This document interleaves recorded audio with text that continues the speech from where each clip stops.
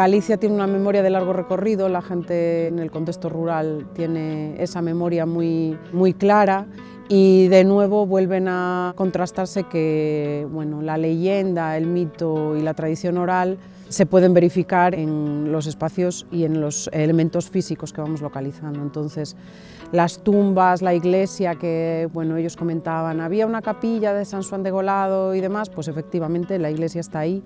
Hemos encontrado los muros, los cimientos de esa capilla.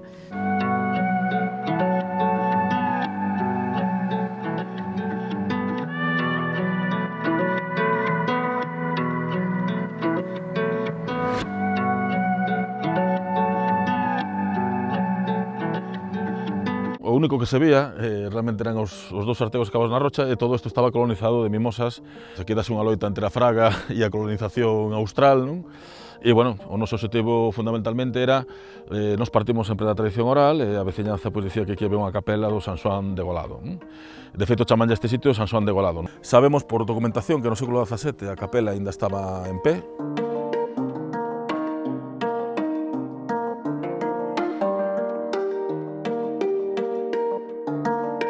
Es una ladera toda ella llena de afloramientos graníticos, de bolos y de grandes peñascos que de alguna forma están marcando hitos en el paisaje que son utilizados en diferentes momentos, lo más reciente para la ubicación de terrazas y el asentamiento de terrazas de cultivo, pero previamente también como referentes en el paisaje de espacios rituales o de espacios de uso más simbólico, ¿no? Nos cando empezamos realmente este proxecto a escala comarcal, pois eso, comezamos nos conventos, ali sacamos unhas primeiras datacións que nos amosan un modelo de creación da paisaxe vinícola no século X, potenciación no XII e ampliación no XVI. Ben, o que temos que procurar son contextos bons, arqueolóxicamente, que nos permitan contrastar esa hipótese noutras áreas da Ribeira Sacra. Entón vimos claramente que o preguntoiro era unha delas, non? Sobre todo porque, bueno, temos un sistema productivo perfectamente conservado, con unhas terrazas realmente monumentais e moitas delas levan, pois eso, mesmos séculos abandonadas. Vimos el potencial físico del sitio y el potencial histórico. Las tumbas de por sí ya tenían mucho tirón, ¿no? Porque son bueno, unas tumbas muy espectaculares, tallas en roca, con un trabajo importante para llegar a construirlas. Entonces, bueno, sabes que hay un recorrido en la ocupación de este espacio. Este tipo de sartegos antropomorfos, con forma humana excavados na rocha, todos os especialistas coinciden que esta tipoloxía de tumba chegou ao noroeste cos mozárabes no século VIII. Non? É unha tipoloxía que estivo en uso entre o século VIII e o século XI. Non? Bueno, este sitio é especial porque, bueno, podemos falar en arqueoloxía de cronoloxía relativa, é dicir, temos ese abano cronolóxico, pero no mesmo sitio temos esa inscripción rupestre que todos os especialistas en epigrafía, incluído Álvaro Lorenzo, que traballa con nós, que é epigrafista da Complutense, coinciden en sinalar que esa inscripción é claramente do século X. Non? Os restos máis antigos probablemente se correspondan co que chamamos o período alto medieval, pues, con eses séculos IX e X, que é un período moi interesante, porque, digamos, os que van ser os grandes mosteiros da Ribeira Sacra, Santo Estevo ou Pombeiro, por exemplo, xurden nesa época, digamos, para aglutinar a todos eses eremitas ou anacoretas que andaban esparecidos polos territorios circundantes, neste caso no canón do Sil, no tramo final, cara a desembocadura. Non?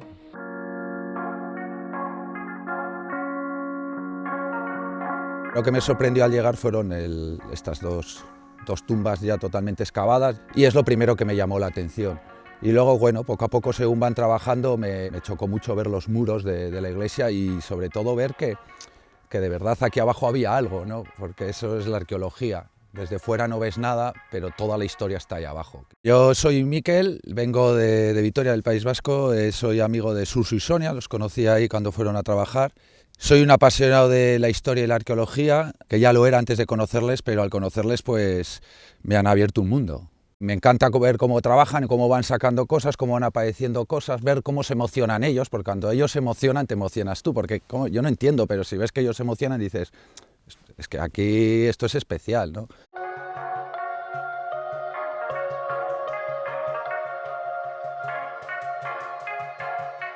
Dunha banda está o que podemos denominar o espolio, é dicir, cando se abandona a capela, pois aproveitanse os materiais constructivos, sobre todo polos paisanos e polos canteiros. Entón, realmente, unha vez limpamos toda a superficie, decatámonos de dous procesos, dos cales xa nos falaban os veciños de Pombeiro. O primeiro deles é que todo este espazo o espazo sagro pois, foi ocupado paulatinamente por novas terrazas de cultivo, aquí lle chaman calexotes, calzadas, que foron comendo o espazo, como tamén acontece nos conventos en Vilachá. Sabemos que se chegaron a plantar cepas de vide, mesmo o pé dos artegos. No? Coa veciñanza aquí en Cibrisqueiros, recoñecían que na época dos seus pais porque se fixeran aquí excavacións. E de feito temos evidencias, por exemplo, hai dous anacos dun rosetón románico reutilizados nese valado, que deixaron aquí os canteiros, que sen dúbida algunha están vencellados á antiga fábrica da igrexa que había aquí. Non? Nós temos a sospeita de que precisamente este Sansón degolado pues, estea ligado precisamente tamén a este culto ás augas. Hai un manancial moi antigo e o carón do propio sitio. Temos unha pía rupestre que pode estar relacionada con estes ritos de ablucións. E depois é unha cosa moi interesante que os artegos sempre están chupados de auga. Non? En ese contexto general de los eremitorios y los espacios que se van sacralizando en el contexto natural de las ribeiras del Miño, del Sil y del Cabe, pues vimos que era un espacio que efectivamente tenía una orografía y unas condiciones óptimas para ser otro de esos enclaves de primera conformación de cristianismo.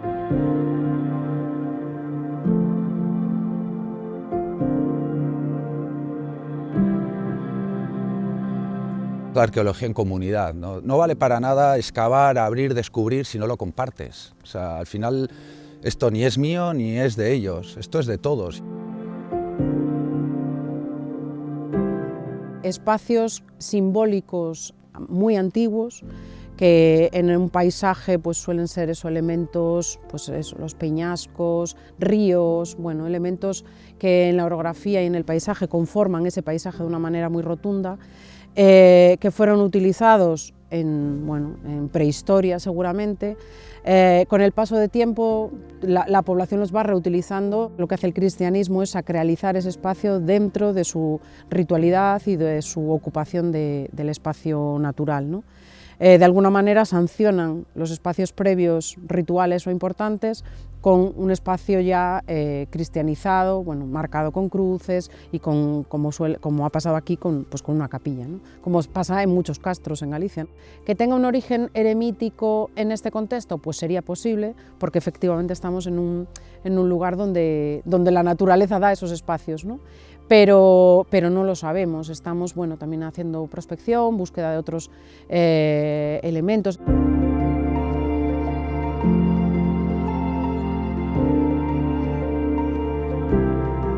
Un sitio que probablemente sí que sexa un eremitorio moi antigo, o mellor probablemente do mesmo período que San Pedro de Rocas pola tipoloxía. Non? Consideramos que, que a mesma orixe cenobítica de San Pedro de Rocas pois é a mesma que podemos atopar nestes sitios.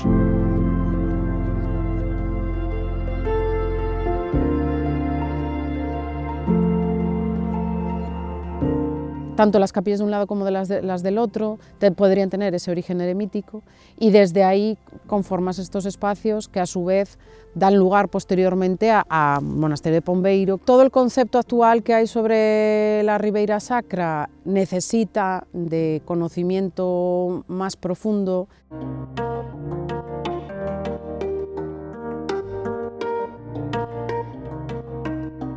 Isto é superinteresante para reconstruir, como ben dis, a xénese da propia Ribeira Sacra. Os grandes santuarios da terra de Lemos a día de hoxe están sempre na ruptura dependente no Planalto, na Boca Ribeira, antes de iniciar os caróns. É dicir, vemos como os cambios, no cristianismo van marcando distintas zonas que están ligadas tamén á propia evolución do sistema productivo. Non? Nos estamos nunha época aquí, alto medieval, na cal aquí isto era unha fraga, como aparece nos documentos. Non?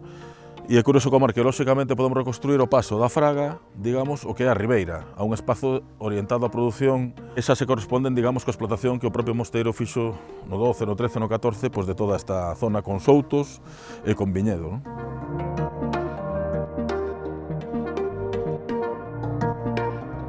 Pensando no solo en la excavación y en el conocimiento, sino en la puesta en valor y en que sean elementos que tengan una conservación, un mantenimiento, etcétera, etcétera. Entonces, eso va a depender de las administraciones y de lo que quieran involucrarse en el mantenimiento de un lugar así. E todo este sistema, durante séculos, foi un exemplo magnífico de armonía coa paisaxe e de produción sostida, de desenvolvemento sostible. Non? O que pasa que, claro, o capitalismo e a depredación do territorio levou a outros derroteiros, non? Pero, aquí sí que vemos fosilizada esa Galicia agraria, ¿no? Para saber dónde estamos tenemos que ver de dónde venimos y a partir de ahí empezaremos a entender muchas cosas.